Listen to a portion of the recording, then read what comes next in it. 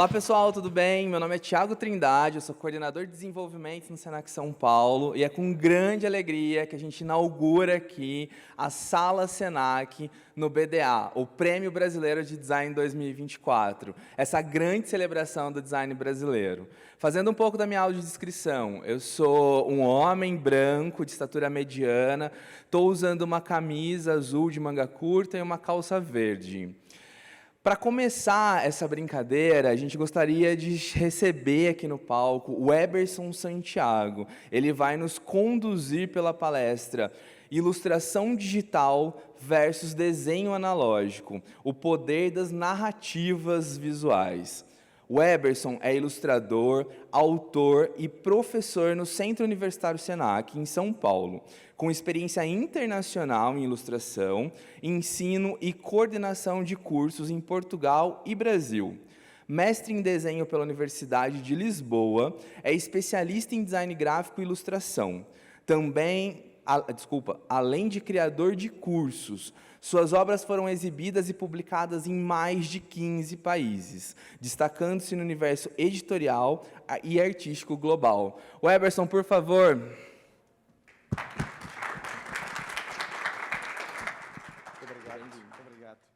Muito obrigado, boa tarde. Obrigado pela presença, toda a gente, o pessoal da técnica aí, valeu. Vou fazer minha autodescrição rapidinho também. Eu sou um homem branco, de estatura mediana, estou vestindo uma camisa preta, calça azul e um tênis preto também. Gente, muito obrigado pela presença. Quando eu recebi o convite, eu fiquei muito feliz, porque, primeiro, que eu gosto de falar muito, e falar sobre desenho e ilustração é uma coisa que eu gosto mais ainda, porque a gente trabalha com desenho o tempo todo, não só quando a gente estuda, mas quando a gente escreve, quando a gente se comunica de várias maneiras. Então, eu vou apresentar aqui um pouquinho hoje do meu trabalho primeiro, para depois a gente ir falando sobre narrativas gráficas de modo mais genérico e também em outras áreas. Tá? Eu trabalho fazendo muita ilustração para mídia impressa, é o que eu mais faço. Livro, revista, jornal, não tem tanto jornal impresso, mas ainda faço alguns. E também jogos de tabuleiro, os board games que eu vou mostrar aqui na sequência. Esse aqui é um exemplo do que eu fiz e faço ainda, mas não faço com tanta frequência, porque o mundo editorial não tem tanta revista impressa mais, como eu estava dizendo, mas eu trabalhei durante muito tempo fazendo ilustrações para revistas de grande circulação aqui no Brasil, inclusive, que é uma coisa muito legal e, ao mesmo tempo, é um problema, porque se você faz um desenho que você não gosta, muita gente vai ver. Então, a gente, principalmente quando a gente está iniciando, querer mostrar o nosso trabalho, a gente fica muito ansioso para publicar o primeiro trabalho. Só que, às vezes, depois a gente fica com vergonha dessa publicação do primeiro e do segundo. Mas é bom para a gente lidar com isso, para a gente entender também que o desenho, ele, às vezes, é só um desenho durante o nosso processo de criação, que às vezes a gente fica esperando também estar pronto, espetacular o trabalho, e às vezes o trabalho ele vai pronto, espetacular, com o decorrer do tempo mesmo, anos às vezes. Né? Então, isso aqui é um exemplo que eu fazia para a revista Getúlio Vargas.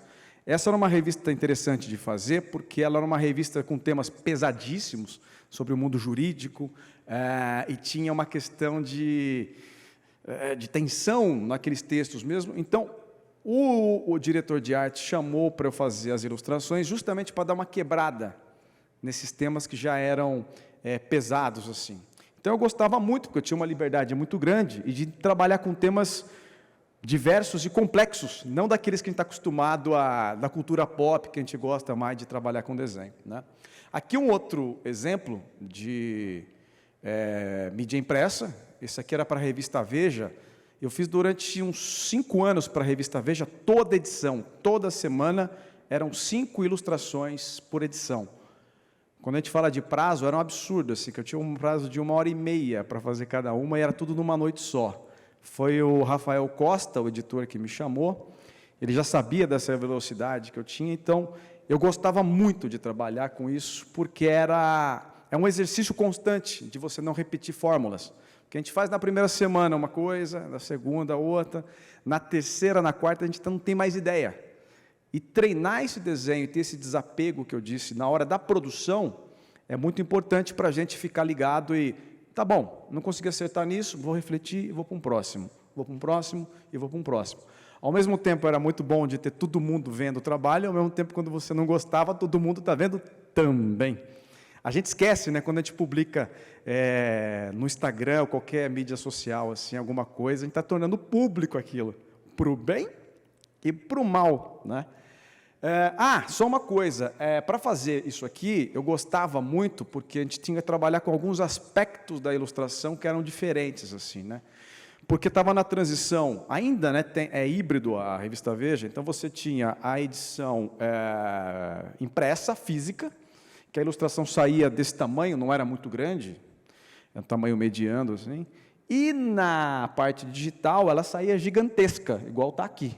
Então, tinha que fazer um tipo de desenho que funcionasse naquele papel ruim, que a Veja tem, assim, que essas revistas semanais, né, que é quase um papel jornal, então, assim, você coloca uma cor dessa, ela vira um marrom na hora que sai, e tinha que funcionar também ela gigante. O que eu fazia? Eu fazia os layouts já direto no post-it, assim, fazia tudo pequenininho, porque se funcionasse daquele tamanho, ia funcionar depois grande, e não ao contrário, né? Até porque quem trabalha muito com a parte digital fica muito preso nas melhorias que tem cada vez mais assim de zoom. A gente fica dando zoom, dando zoom na imagem, quando às vezes nem vai aparecer nada daquilo, e pode gerar até um ruído e até atrapalhar, né? Bom, vou apresentar um pouco mais do meu trabalho para entrar exatamente no tema na narrativa gráfica, narrativa visual e sequencial, tá? Claro que essas imagens não deixam de ter uma narrativa, ela está contando uma história, ela está narrando alguma coisa, mas ela não é uma sequência. Neste caso aqui, foi um trabalho que eu fiz em 2010 para a Folha de São Paulo, trabalhei muito tempo na Folha também, e fazia as coleções da Folha, aquelas coleções de domingo que a gente compra junto com o jornal. Você compra o jornal e mais R$45 você ganha o livro. Essas promoções assim. Mas era muito legal também pelo alcance. Na verdade, os livros são bem baratos, que eles são feitos para isso mesmo. Essa é uma coleção de ópera que foi feita em 2010, num prazo insano que eu tive para fazer também, porque quando vem um trabalho de ilustração, a gente pensa só na parte do desenho, do acabamento, da estrutura. E a pesquisa que a gente tem que fazer para comunicar. Então, quando veio, eram 25, 30 capas de ópera. Você fala, o que eu conheço de ópera? Carmen de Bizet. Você fala, tá, já assisti Tom e Jerry, tem lá. Sabe, já assisti Barbeiro de Sevilha no Pica-Pau, né? Então, beleza. Mas agora, o restante, aí o tempo que a gente gasta na pesquisa é muito grande, muito grande. E aí, o que acontece aqui, nesta parte da narrativa, é a gente criar uma unidade gráfica para a coleção inteira, né? Que a gente precisa pensar num fio condutor que, quando a gente vê aquele no conjunto, funcione como se fosse todo parte de um pacote só, né? E aí entra o trabalho do projeto gráfico, não só da ilustração, mas de quem está fazendo o projeto gráfico. Nesse caso aqui, não foi eu que fiz, foi o estúdio da Diana Prata, que juntos a gente chegou nessa solução de deixar sempre as capas com o branco do fundo, onde, quando você colocava todas, ficava muito mais fácil da gente identificar todas as imagens, né? Então, não deixa de ser uma narrativa sequencial também, apesar de a gente estar falando de unidade, né? Aqui, mais uma ilustração dessa mesma coleção, né? Sempre com esse fundo branco. E, ao mesmo tempo, naquela época, tinha muito material em banca, muito material em livraria, como ainda continua, mas em banca tinha muita coisa assim, e quando a gente precisava fazer alguma coisa para destacar, na verdade a solução é mais simples. Em vez de a gente fazer um negócio brilhante para chamar muita atenção, a gente coloca um branco, que ele vai contra tudo que está colorido, e automaticamente ele já ganha um destaque dentro daquela quantidade de publicações que tem. Aqui, um pouco mais de uma outra coleção que eu fiz, depois dessa coleção da ópera que eu fiz em 2010, começaram a me chamar muito para fazer clássicos da literatura, como se eu fosse um erudito, quando, na verdade, eu ficava ouvindo Zezé de Camargo e Luciano para ficar fazendo essas coisas. Mas aqui foi muito interessante também, porque veio a partir dessa coleção. É uma coleção de clássicos da literatura adaptadas pelo Valcir Carrasco, pela editora Moderna. Essa coleção ainda está rolando. Estou fazendo, inclusive, mais um título novo essa semana para essa coleção. E aqui também não deixa de ser essa questão da unidade, através da narrativa, né? Então, era uma coleção que a gente não sabia a quantidade de títulos que iria acontecer, então a gente tinha que planejar alguma coisa para que fosse fácil de replicar no futuro.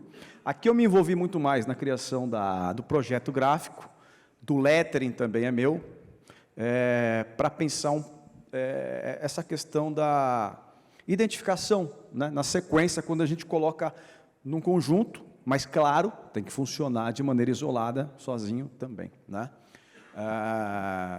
Uma coisa que eu gosto demais é trabalhar com livros clássicos, assim, porque é uma oportunidade da gente estar desenvolvendo um projeto a partir de um texto espetacular, né? Isso é uma coisa... e aí eu já digo uma coisa, quem tem interesse em ilustrar livros da literatura no geral, né? O primeiro passo é precisa ser um grande leitor, antes de qualquer coisa. Até porque o ilustrador é o primeiro leitor de uma obra, né? Então, quando a gente vai pensar nesta questão, então, quando a gente faz clássicos, assim, por exemplo, alguns a gente já leu, mas é diferente quando a gente lê por diversão, quando a gente lê por uma questão profissional, de que parte eu vou identificar para ilustrar aqui, enfim, né? Uma outra questão. Esse também, de uma outra editora, que eu fiz um monte da Martin Claret, fiz mais de 20 do William Shakespeare, assim. E alguns eu fiz para editoras diferentes. Só que é a mesma história, só que a abordagem comercial é diferente. Então, a gente pode fazer interpretações também distintas entre uma obra e a outra, apesar do texto ser o mesmo. Porque é a apresentação para um público, às vezes vamos fazer um livro que tem um público mais para o vestibular, então a gente vai ter que fazer uma edição mais econômica, às vezes a gente vai fazer uma edição de luxo, então vai poder gastar um papel diferente. Isso tudo interfere de como a gente vai transmitir essa mensagem gráfica. Esse aqui também, da editora Melhoramentos, que aí o desafio aqui foi... Olha, por uma questão de limitação técnica e de orçamento, nós vamos trabalhar só com 2 cores na impressão. E aí é um outro desafio. Ainda mais eu que estou acostumado a trabalhar com muita textura, tal, é realmente um desafio eu me controlar nessa hora de usar poucas cores assim. Mas, enfim, quando a gente pensa que história que a gente está contando, como estamos narrando, isso altera bastante e ajuda, colabora demais para a gente contar essa história. No final das contas, nós estamos contando história, né? E a gente se perde muitas vezes na parte técnica, principalmente no digital, porque a gente pode dar zoom, a gente pode voltar, e não tem fim. Se a gente não parar ali em algum momento, aquilo não tem fim. E se não estiver bem estruturado, a gente fica perdido para todo sempre. Olha que olharzinho do fantasma. Vamos lá. Aqui, uma edição mais luxuosa. Eu já tinha feito Os Miseráveis para aquela coleção da editora Moderna. Esse aqui era da Companhia das Letras, em parceria com a Penguin, que era uma edição de luxo mesmo, para a gente trabalhar com os 2 volumes, porque Os Miseráveis juntos dá 900 páginas, é um absurdo, assim, é igual Os Três Mosqueteiros, que é gigantesco, que eu fiz aqui. Essa foi a caixa, né? Então, pensando na estrutura de como seria a lombada, né, a parte que vai ficar virada para a estante, e aqui ela junto com os 2 volumes dentro. É uma edição que não deixa de ser como a gente coloca a multimídia mesmo, né? Quando a gente começa a misturar as mídias dentro do design, porque aqui é ilustração, é editorial, um livro, ele é um design de produto também, e quando a gente pensa numa caixa, numa embalagem, ele fica mais evidente essa questão desse mix, né, dessas áreas do design gráfico e do design de produto, que a gente estuda, às vezes, separado, mas que as duas vão dar no mesmo lugar, né? Aqui uma outra caixa também por causa daquela coleção de ópera, me chamam para fazer um monte de livro ao mesmo tempo. Eu gosto porque ganha mais, gente, né? Faz um monte de livro, só que é enlouquecedor fazer um monte de livro ao mesmo tempo. E clássico, e clássico, e clássico. Eu achei que não ia me chamar mais para clássico, porque eu estava fazendo para muitos lugares. Quando eu fui morar em Portugal, eu fui mostrar meu trabalho na editora, eu cheguei lá, elas me disseram o seguinte: muito bom o seu trabalho. Nós estamos começando uma coleção de clássicos, quer fazer? Aí eu fiz mais uns 20 livros lá em Portugal também. E continuo fazendo. Agora, ó, esse aqui saiu faz pouco tempo pela editora da Companhia das Letras também, não é um clássico igual o Shakespeare, mas é um livro bem conhecido, um público segmentado, assim, que é A Rainha Vermelha, que tem uma série de livros já. Então, foi pensado as capas, junto com o Alceu Nunes, que é um diretor de arte espetacular, um dos melhores que a gente tem aqui no Brasil. E aqui pensando também na caixa que ia compor, guardar esses volumes ali dentro, né? Então, mais um exemplo desse. Como esses, tem vários outros. Para folha, eu fiz bastante disso, né? E aí a gente precisa pensar que é mais um componente para a gente não se perder na questão técnica, mas pensar que aquilo também tem que ajudar a contar a história, né? Nesse caso aqui, exatamente, para quem lê o livro ou conhece, é importante essa etapa aqui, como se fosse um pedaço de um castelo, né, visto de dentro, na própria caixa. Então, a própria caixa só, ela não é só uma embalagem que tem um desenho, ela já colabora na parte narrativa, tá? Aqui, esse é recente, para a Folha de São Paulo, tem bancas ainda que eles ficam relançando. Esse foi muito bom para eu fazer, porque a maioria das bandas eu gostava muito. E aqui é uma questão onde a limitação técnica e o tempo ajudou para criar esse lettering também. Aqui é meu, né? Os títulos foram desenhados também. E, assim, já que a gente está fazendo rock nessa abordagem mais suja, de misturada, então facilitou na hora de fazer o lettering, que ele é muito mais gestual. Então, a questão da limitação técnica, às vezes a gente acha que é um problema, na verdade, é uma solução. Como diz o professor João Toledo, que está até ali, o prazo é o primeiro problema que a gente precisa resolver dentro de um projeto, né? Então, acho válido a gente pensar assim. Foram 20 capas também, aí tinha um prazo maior, não era 1h30, eu tinha um dia inteiro para fazer. É muito tempo, nem sabia o que fazer com tanto tempo. Enfim, foram 20, eu trouxe 4 aqui.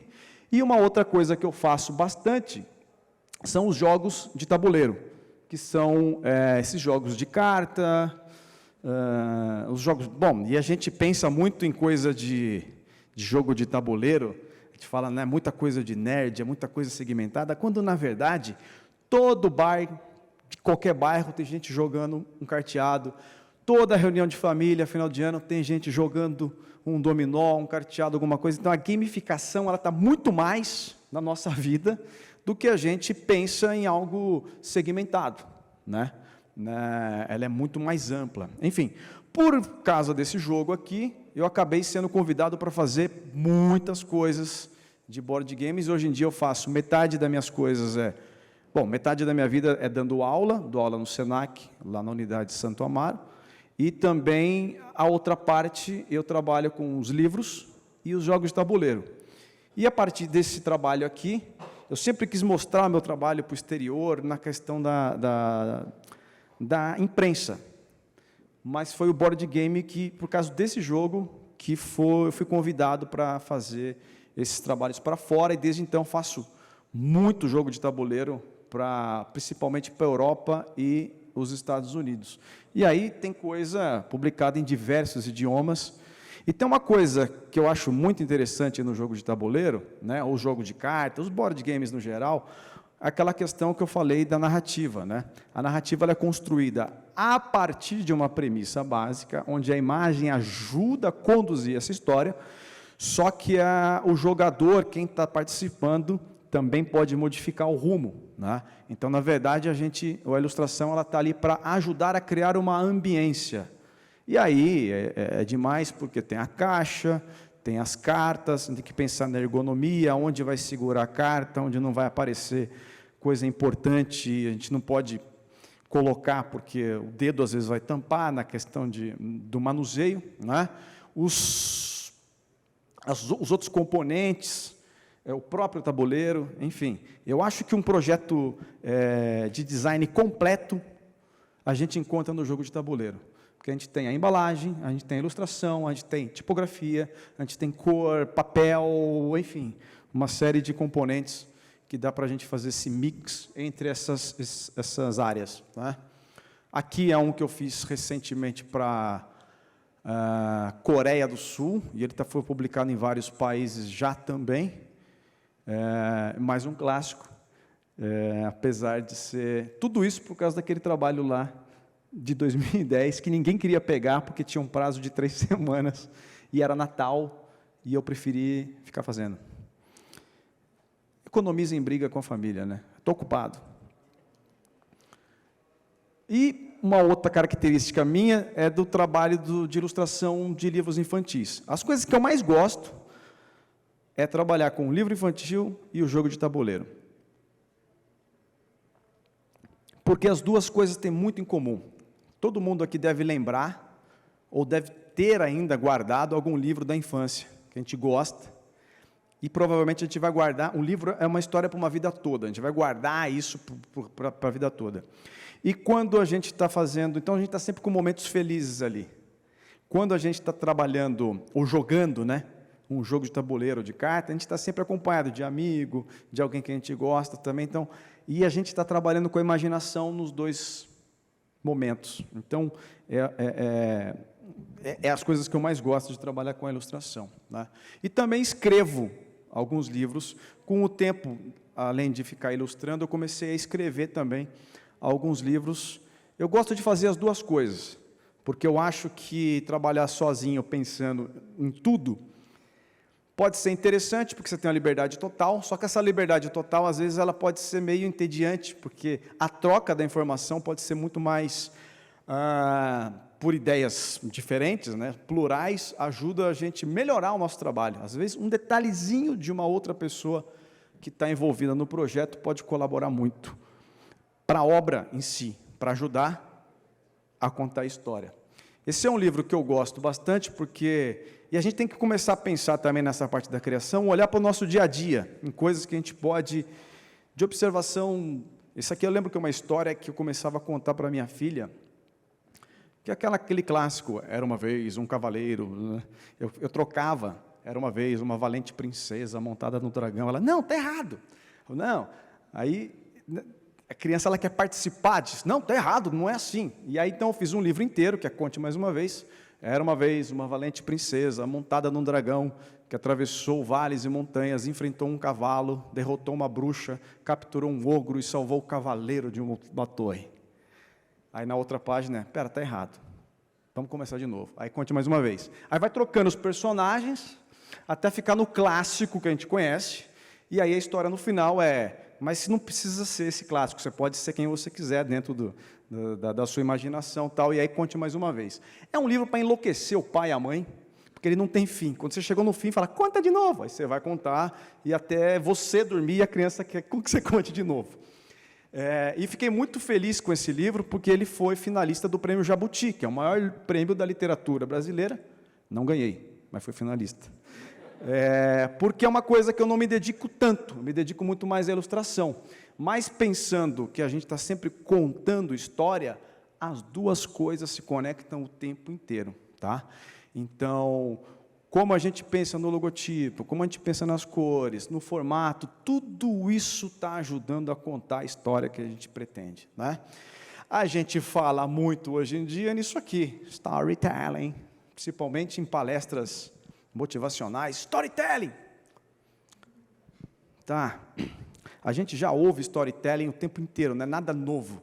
Storytelling é contar história. Contar uma história simples.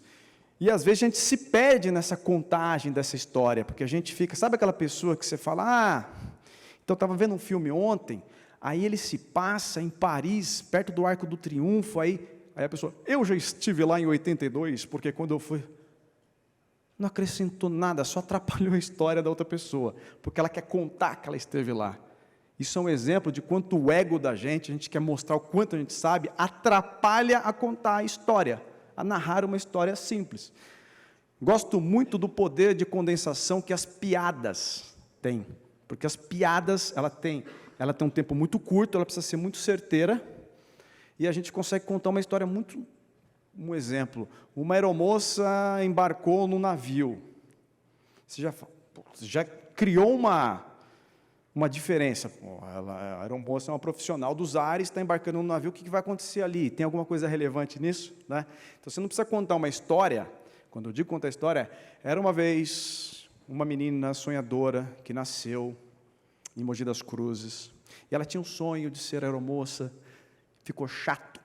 Não precisa, é desnecessário, então você encurta. Então, acho que o poder de síntese que uma anedota tem, ela é muito boa para a gente pensar nestas questões de o que é importante para a história e o quanto a gente está querendo se mostrar, se exibir. E, às vezes, no desenho, acontece muito isso pela técnica. A gente fica estudando técnica, e a gente esquece que, na verdade, a gente não está estudando anatomia para saber com os músculos, luz e sombra, para ser um melhor desenhista de perspectiva, não. A gente está entendendo para melhorar o que a gente já sabe, para contar uma história simples. Né? E contar uma história pode ser de uma imagem única, pode ser contar uma história de maneira sequencial, pode a gente contar uma história, assim como a gente faz contar uma história narrada, né, de maneira oral, a gente conta uma história graficamente também. A gente está muito acostumado a pensar em imagem e contar história em quadrinhos. Talvez seja um dos primeiros contatos que a gente tenha com a imagem sequencial. Né? Esta questão da narrativa, como a gente constrói esses elementos, ela é bem simples. Tá? Claro que eu estou sendo... tem muita técnica, tem muita coisa para a gente pensar nisso aí, mas... minha fala é muito mais voltada para quem está interessado na ilustração, no desenho, porque é onde a gente se perde muito, igual na música. Tem que estudar, obviamente, tá? Mas tem algumas músicas que a gente pode simplificar, não precisa tanto virtuose, porque senão fica só um exibicionismo, só. E aí todo mundo identifica quando alguém está se exibindo e não está contando uma história ali, né? O que acontece nessa questão do quadrinho, né, é muito, no livro também, né, no livro ilustrado, é muito interessante, porque, aliás, o quadrinho, hoje em dia, ele é bem visto, todo mundo gosta, acha interessante, mas o quadrinho ele já foi proibido, inclusive no Congresso americano. Will Eisner, que é um grande estudioso, é o criador do Spirit, fez muito quadrinho, já foi no próprio Congresso, porque queriam proibir, porque o quadrinho era uma coisa que mexia com a imaginação das pessoas de uma maneira delinquente, por causa da temática que tinha. Quando a gente fala de videogame hoje em dia, alguma temática, os quadrinhos já passaram por isso. Hoje em dia o quadrinho ele é bem visto. Mas muita gente da literatura também falava que os quadrinhos eram uma arte menor, porque não lida com a imaginação. Quando você está na literatura, você está imaginando tudo, não é? Dá tudo à cabeça. Quando está desenhado, tinha muita gente que falava que isso era reducionista, que era pobre nessa questão, porque você está entregando tudo. Mas, na verdade, o que acontece quando a gente faz uma narrativa sequencial, entre um quadro e outro, entre uma página e outra, está a imaginação do leitor, certo? Não é uma animação onde você está entregando tudo. Você está entregando quadros-chave, né? E onde o formato do quadro, o tamanho da narrativa, da sequência de quantos quadros tem, tudo isso vai alterar a gente a contar essa história, né? Eu recomendo muito o livro desse cara aqui, que é o Scott McCloud, onde ele tem 4 livros sobre. O primeiro é Desvendando os Quadrinhos, acho que o segundo é Reinventando os Quadrinhos, não lembro o nome dos 4, mas todos são excelentes. E eu recomendo não só para quem quer fazer quadrinho, mas todo mundo que trabalha com a questão da artes visuais no geral, sabe? Da comunicação visual. É um livro que ele tem uma metalinguagem, ele é feito no formato de história em quadrinho, ele é muito fácil de ler, muito pedagógico, e até para quem não é estudante, assim, é um livro interessante para entender um pouco mais sobre essa questão da narrativa visual. Tem os livros do Will Eisner também, que eu acabei citando, vou citar aqui daqui a pouco, né? Que também muito interessante. Tá? E quando a gente fala de arte sequencial, a arte sequencial, bom, na coluna de Trajano tinha uma arte sequencial ali na escultura, mas quando a gente fala um pouco mais de livros, né, que se aproxima mais do que a gente tem hoje, a gente já tem uma narrativa sequencial em coisas de 1450 anos antes de Cristo. 420, errei. Tá? O Livro dos Mortos é uma das primeiras publicações que a gente tem esse registro, né, dessa narrativa sequencial. Claro, não é um quadrinho, como a gente tem hoje, mas é embrionário algumas questões das sequências narrativas aqui, né? E em livros, no pergaminhos, papiros, os livros dos primórdios, nos iniciais, também temos algumas questões.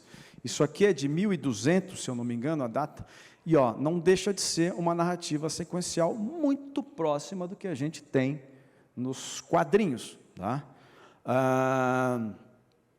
As iluminuras, então, nem se fala, né? Aliás, iluminuras é esse período desse medieval, onde os livros eram feitos de maneira artesanal, 1 a 1, demora. Fazer livro hoje em dia demora, imagina naquela época. Recomendo muito um filme, que na verdade é um livro, que se chama O Nome da Rosa, que é do Humberto Eco. Se você não quiser ler o livro, assista o filme, é um filme muito bom, e onde toda a história, inclusive, a trama, ela se passa em função desta questão do fazer do livro. Se eu falar um pouquinho mais, eu estrago o filme, mas vejam lá, O Nome da Rosa. Né? Então, essas iluminuras, inclusive, como eram conhecidos esses livros, né, do período medieval, a gente tem registros de livros de 1200, 1300, tem muitos desses preservados na Europa em vários museus. No Brasil, eu recomendo muito a Casa Emma Clabin, que fica aqui na Avenida Europa, ali, na Avenida Europa, eu acho, que tem um acervo grande desses materiais que a gente pode ver de perto, a riqueza de detalhe das ilustrações, né? Tanto é que chamava iluminuras, porque eles usavam alguns pigmentos dourados, que brilhava mesmo, então aquilo iluminava realmente, fisicamente, e iluminava também no sentido de... tinha muito texto, aí tinha um desenho, dava um respiro, né? E iluminuras é o que a gente tem mais próximo do que a gente chama de ilustração, nos dias de hoje, nos livros principalmente, né? E é interessante a gente ver essa questão dessa abordagem aqui, né? De coisa de 1200, tem uma narrativa ali sequencial, tá? E às vezes aqui também, né? Uma narrativa sequencial, não por quadros mais evidente aqui desse da esquerda, mas temos aqui também toda ornamentada, enfim, né? E é curioso, porque tem algumas coisas que a gente vê, que a gente pode achar que é velho, ultrapassado, mas, na verdade, se sustenta até os dias de hoje esse tipo de desenho aqui.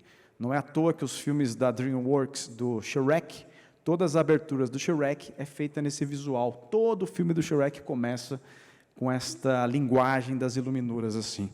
E ninguém sente, nossa, que coisa velha. Pode ser datada, mas não é velho no sentido de ultrapassado. O velho ele pode ser velho no sentido de ser datado, mas então, vira um clássico, né? Eu, por exemplo, não sou velho, eu sou um clássico, tá? Aqui, aí, lá por volta de 1500, com aquele alemão lá, o Gutenberg, com a prensa, os tipos móveis, a reprodução dos livros já em grande escala. A gente também encontra vários exemplos. Isso aqui é por volta de 1600, final de 1500 para 1600, vários livros já na Europa com essa questão também narrativa sequencial. Tá? É curioso quando a gente fala dos quadrinhos de algo recente na história da humanidade, mas essa questão da arte sequencial já está presente há muito tempo. Né? E aqui sim os primórdios dos quadrinhos, como a gente conhece nos dias de hoje mesmo. Né? Esse cara aqui, o Winsor McCay, ele é espetacular o trabalho dele. Ele criou esse personagem que é o Little Nemo. Esse aqui é um livro com a obra inteira, né, que foi publicado em 1905 até 1927. Ele criou também aquelas páginas dominicais nos quadrinhos, aquele quadrinho, aquele suplemento mais para o público infantil, infanto-juvenil, que tinha um quadrinho de uma página inteira. Vários jornais ainda mantêm essa tradição. Né? Ele foi um dos pioneiros nisso. Ele foi um dos pioneiros também na animação. Tem vários exemplos de animações dele nesse período. E é riquíssimo o trabalho dele até os dias de hoje. É riquíssimo o trabalho dele no sentido narrativo, no sentido de desenho, no sentido de contar história. É um negócio, quem não conhece, eu recomendo muito que procurem. Tem disponível em vários lugares para conhecer um pouquinho desse tipo de trabalho, que, de 1905, tá? É muito pop ainda, é muito gráfico ainda. Né? E a questão do lettering, questão do formato, dos quadrinhos, e é uma história completamente viajandona. E aqui, demais, né? Por exemplo, ele explorava muito as questões, aqui como se fosse uma câmera parada, né? O personagem está vindo em direção à câmera, é muito, muito bom.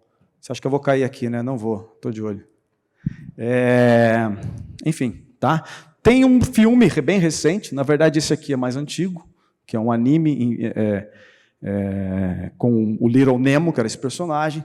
Tem esse outro aqui que é bem recente, com Jason Momoa, está na Netflix. É uma adaptação com uma liberdade diferente, assim, mas é bem interessante. E aqui, o lance de mostrar os livros na narrativa diferente, o formato do livro pode alterar bastante. Né? Esse é um livro de 1910, do Peter Newell, onde o livro é inclinado. A base do livro seria mais aqui, né? Como se fosse o chãozinho aqui. E ele é um livro inclinado, onde ele ajuda a contar a história a partir do formato, que é um bebezinho que escapa. E ele vai descendo a ladeira assim, e todo mundo fica tentando proteger o bebê. Então, é um livro que, em cima do formato, ele vale muito a pena observar. Esse é um outro, que é o livro do foguete, que é um menino que solta um fogo de artifício no porão, e aí ele vai passando pelos outros andares, e o livro vai furando mesmo fisicamente. E é bem interessante que a gente observa, aí no final, ele para no último andar, que é um cara que está fazendo sorvete. E é porque está gelado, ele apaga o foguete. É interessante demais até hoje. E o livro é de 1910. Bruno Munari, esse é um livro demais também, porque ele usa papéis diferentes, essa questão da transparência, também para colaborar com contar a história. Então dá para a gente contar de diversas maneiras. Né? Esse aqui é um clássico recente. Já virou um clássico porque ele trabalha muito com a questão do livro normal, do códex. E a menina ela fica enfrentando as ondas, só que o que separa o meio do livro, a lombada do livro, a onda nunca passa para o lado de lá. Então ela fica provocando o livro até que o momento onde a onda ultrapassa. Assim. Então é um exemplo de um formato tradicional, onde a gente pode contar uma história maravilhosa também. Né? Maurício Sendak também também é um livro, um formato tradicional, né? Onde ele vai trabalhando a questão da aproximação da câmera para cima e para baixo, a partir, né, da narrativa do menino, vai entrando até o mundo da imaginação, só como se fosse uma câmera parada, então não tem nenhum formato diferente. Né? É uma outra maneira da gente fazer essa narrativa. Aqui o Will Eisner, como eu falei, que ele fazia umas coisas uns experimentos bem diferentes, até o próprio lettering, né, já fazia parte para contar essa história. É bem interessante, que ele usava todos os recursos que ele podia. Né?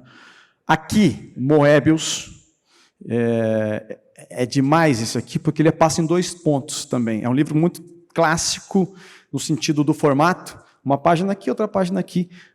As 2 narrativas vão acontecendo paralelamente, né? Ó, ali dá para a gente observar paralelamente, até o momento que as 2 coisas estão acontecendo ao mesmo tempo, até o momento que as 2 coisas se encontram. Então, uma maneira diferente, é um livro imagem, não tem nenhum texto, recomendo muito, que não precisa ficar inventando um formato diferente também, né? O formato tradicional a gente pode explorar de maneiras bem interessantes. Esse é o Chaltin, que ele mistura um pouco da narrativa do quadrinho e o livro ilustrado. Tá? Eu tenho uma crítica, sim, porque eu acho que o espaço entre os quadros às vezes fica um pouco... Ele não é um quadrinista, ele tentou misturar... É lindo, tá? Não estou, mas eu tenho ressalvas. Tá? Norman Rockwell é o pai da narrativa gráfica de uma imagem, da imagem única. Né? Aqui a gente pode observar essa aqui, por exemplo, a cara do moleque de desvendar que o Papai Noel, desculpa estragar o Natal de vocês, às vezes é o pai que guarda na cômoda. Procura lá. Mas não procura muito, que você pode encontrar coisa que você não quer também. Tá?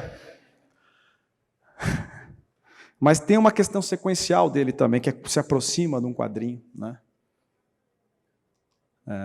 Esse é demais, que é uma capa de uma revista. Então aqui a gente tem a turma toda indo viajar, o pai ali fumando dentro do carro, a mãe com a filha na frente do banco, aqui o menino feliz, a menina aqui, a avó lá do meu jeito, e alguém fez alguma coisa que está mal cheiroso aqui. Ó. E a volta, né? Ó, e a volta, todo mundo voltando já. O pai já está cansadão, a mãe dormiu, a menina está do mesmo jeito, o moleque está aqui, baixou, e a avó está do mesmo jeito. E o desenho, ele é a base de tudo para a gente, né? Porque esse é um desenho do Saul Steinberg, que eu gosto muito, que é um desenho muito simples, que ele representa o quanto o desenho está na nossa vida o tempo todo. Né? E é uma frase também do Toulouse-Lautrec, que assim, é o movimento que cria as linhas do desenho e o movimento que a gente executa também ajuda a criar isso. E eu acho que faz parte do desapego que a gente tem que ter. Esse é um desenho do Ziraldo, que faleceu há pouco tempo, para mim, um dos maiores desenhistas que o Brasil já teve. Para mim é Portinari, Ziraldo e Angeli. Para mim é a tríade dos melhores desenhistas do Brasil. Assim. E é um desenho que ele fez de maneira muito espontânea. Ele falou que ele perdeu esse desenho. Quando encomendaram, ele lembrou que ele tinha um desenho parecido. Ele tentou de todas as maneiras conseguir reproduzir, não conseguiu. Procurou, encontrou esse desenho debaixo, sei lá de onde. Mas é um exemplo de quanto a gestualidade, né, o movimento cria as linhas, de um desenho, por mais a gente fica tentando reproduzir depois, a gente não consegue. Ele é muito espontâneo. Né? E aqui, vou mostrar para finalizar aqui rapidinho, um processo de trabalho meu de ficar explorando formatos diferentes, cadernos pequenos, grandes, de um trabalho que eu fiz, que é um livro que eu estou lançando agora, que ele fez parte da pesquisa de mestrado que eu fiz em desenho, onde eu não tinha ideia, comecei a fazer desenho de tudo que eu podia, da cidade, de onde eu passava, naquele momento, o mestrado que eu fiz lá na Universidade de Lisboa, e eu comecei a desenhar tudo que eu podia na rua, em formatos diferentes. Não sabia o que eu ia fazer, eu sabia que eu estava pesquisando narrativa gráfica e precisava contar uma história para isso. E com isso, eu desenhava de tudo, até os espaços do metrô, coisas assim. Né? E aí veio a pandemia. Fiquei trancado em casa, comecei a desenhar só as coisas dentro de casa. Mas ali eu fui conectando esses desenhos que eu tinha feito. E olhando, observando um, observando o outro, eu comecei a juntar esses pedaços e perseguir na minha cabeça que eu precisava encontrar uma história. Às vezes a gente quer contar, fazer um livro, não tem história. Espera a história inteira vir na cabeça. Não vai vir. Sai desenhando aleatoriamente que depois as coisas vão se conectando. Né? E aí, juntando tudo isso, eu pensei nessa narrativa aqui, dos esboços bem iniciais desse livro, testes de cores que eu fui fazendo dos personagens, e com isso eu vou apresentar aqui para vocês a narrativa gráfica desse livro, que é esse aqui, onde ele mistura um pouco da narrativa do quadrinho com a ilustração, do livro de ilustração, né? Então ele começa com uma vinheta aqui, que é um spoilerzinho do que vai acontecer, tá? Aqui. Então o cara está acordando, e aí está aqui o spoilerzinho da história. Uma narrativa, uma página de quadrinho, aqui uma página onde tem uma narrativa, onde ele está arrumando as coisas para sair, mas numa imagem única. E aí o livro vai mesclando isso. Tem mais um spoilerzinho, que é o que está acontecendo ali, que ele vai vendo no caminho, né? E aí ele chega para fora, e sempre assim, uma vinheta, que é sempre um spoiler do que vai acontecer, uma página com narrativa de quadrinho, e uma página de livro ilustrado. E mantendo esse ritmo. Então, para contar essa história, esse ritmo ajuda muito, onde ele vai colecionando, aí o leitor, na terceira passada, começa a identificar que isso aqui está aparecendo na história e está acumulando ali do lado esquerdo, né? E essa história vai continuando, mostrando o percurso dele, né, que ele está indo para o trabalho, e tudo que vai acontecendo vai acumulando ali. E vai mostrando o trajeto com várias pessoas e várias coisas, até revelar o que é que esse cara faz, né? Um trabalhador comum, chega lá e mostra o ofício dele, ele é um pintor. E aí a gente chega a ter uma página em branco para fazer. Vou desenhar o quê? De onde vêm as ideias? E aí o cara vai tentar, não sai nada, e fica, né? Só que aí tudo que foi acumulando são as memórias dele que ele foi observando durante o dia, né, no trajeto, e isso invade a outra página, aí trabalha com essa questão, justifica essa questão de trabalhar o meio do livro, como eu estava pesquisando ao longo desse trabalho, né, e a obra acaba aparecendo, porque a gente acha que não vai ter ideia nenhuma, tal, e acontece, né? E quando a gente acaba isso, depois desse trabalhão de tudo, a gente tem que apagar, ir embora e voltar amanhã, que vai ter que fazer tudo de novo. E aí o personagem vai embora e o livro acaba assim. E igual ele vai indo embora, eu agradeço e obrigado. Valeu.